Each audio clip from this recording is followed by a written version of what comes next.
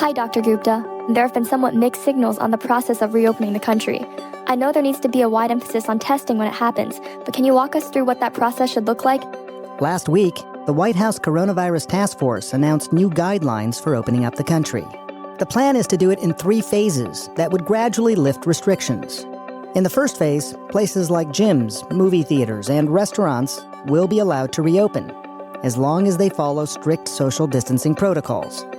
The second would allow schools and bars to reopen with reduced occupancy, and people could start taking trips for non-essential travel. And in the final stage, vulnerable individuals no longer would have to stay home, as long as they continue social distancing measures. And employers could allow employees to return to work. That might involve regular testing and daily screening. These guidelines are just that. They lay out a path to getting back to normal life. But exactly when and how states decide to follow them is up to state and local officials. So where do we go from here? And when and how will we know the time is right? I'm Dr. Sanjay Gupta, CNN's chief medical correspondent, and this is Coronavirus, Fact versus Fiction. First, let's take a look at what some other countries have already done and what that might mean for us here in the United States. We spoke to an English teacher in Wuhan, China, where the outbreak is believed to have started. My name is Doug Perez. Obviously, I've lived in Wuhan through the outbreak. I live here with my dog and my girlfriend. Since January, people like Doug have been in lockdown. Some residents haven't been allowed to leave their homes or gated communities for months. It got so bad that, at some points during the lockdown, my girlfriend, she needed some medicine for something unrelated to the coronavirus. The community wasn't letting us out for anything. So, I've had to climb over a fence and literally go to the pharmacy. After 76 days, on April 8th, the lockdown was lifted in Wuhan, and people can now leave their neighborhoods. People are out and about. You're even starting to see some families. Everyone's wearing masks. There are a lot of people out. There's even traffic. Now things are really returning to normal. To be clear, Chinese officials have warned that they still have to be cautious, and control measures will remain in place. But how will we in the United States get back to normal? Or at least closer to it? I asked someone who is no stranger to epidemics, Dr. Tom Frieden, former director of the Centers for Disease Control and Prevention. Dr. Frieden ran the CDC during the Ebola crisis in 2014. Now he's the president of Resolve to Save Lives, a nonprofit initiative that aims to make the world safer from epidemics. Last week, his nonprofit released a plan for reopening society called Box It In. It outlines 4 steps for containing the virus: testing, isolating, contact tracing, and quarantining. I asked Dr. Frieden to explain his plan. So let's take each of the 4 corners of that box for testing. Your local government, your state government is going to tell you who's priority for testing. And we want to make sure that people with symptoms of COVID get tested. We want to make sure that especially healthcare workers with symptoms of COVID get tested. Anyone who's in a nursing home or a homeless shelter or prison get tested. But if you are infected, you have to isolate yourself and really isolate yourself because you could spread it to someone who could die from it. On the contact tracing, if you're a case, you need to figure out from 48 hours before your first symptom until you isolated yourself completely, who is everyone you might have exposed, and get all of those people's information down and either let them know yourself or work through the local health department to inform them.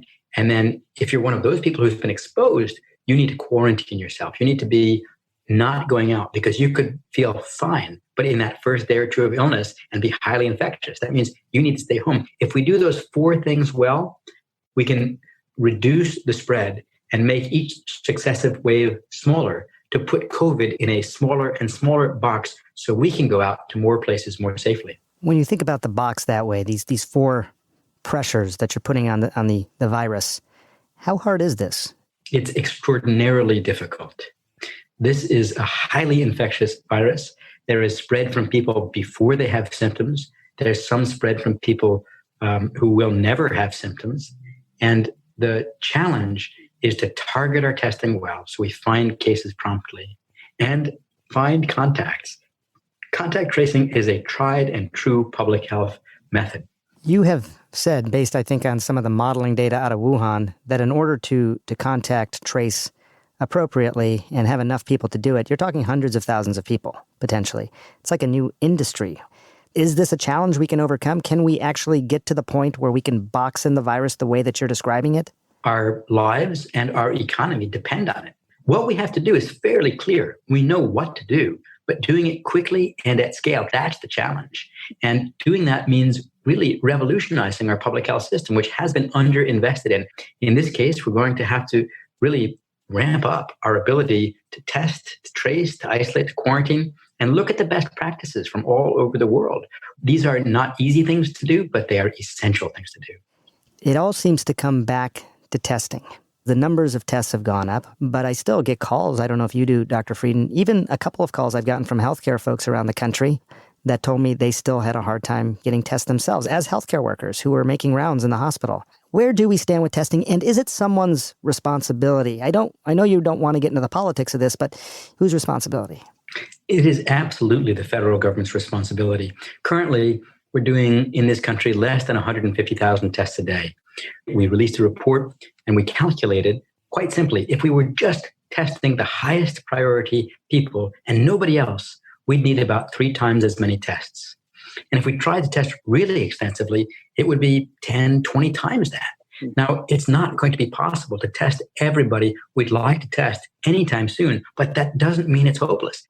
Listening to what you're saying, it does seem like short of a vaccine, we are going to be at this for a while. Should we do all these things but really anticipate mostly staying at home until a vaccine comes out? This is a long war. We're not going to have a vaccine anytime soon unless something very unexpected happens.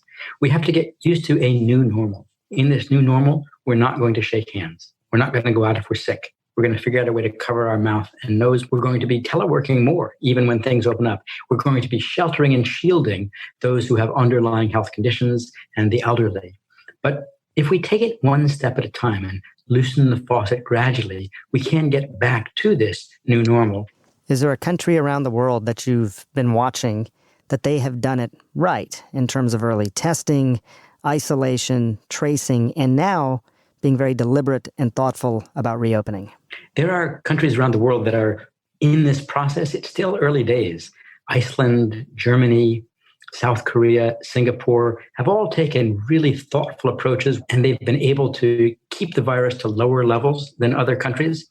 We also really do need to learn from China. China has been battling this virus longer than any other country. They're using extraordinary measures. They've traced more than 720,000 people. They have internal quarantines. So if you travel from one part of the country to another, you've got to quarantine for 14 days. They're doing millions of tests, and they're finding thousands of asymptomatically infected people. They're isolating those people. They're quarantining those people's contacts. It's an extraordinary effort. I don't know if other countries are going to be able to replicate that, but we can certainly adapt it and learn from it. I'm not a Pollyannish sort of person. I am an optimistic person. Is there anything good that's come out of all this? I hope that coming out of this, we'll recognize that there are thousands of life-threatening gaps in our ability to find, stop, and prevent infectious diseases, and that we as a world will make a commitment to holding ourselves accountable for closing those gaps. It is absolutely inevitable that there will be another epidemic, another pandemic in the future. What's not inevitable is that we will continue to be so underprepared.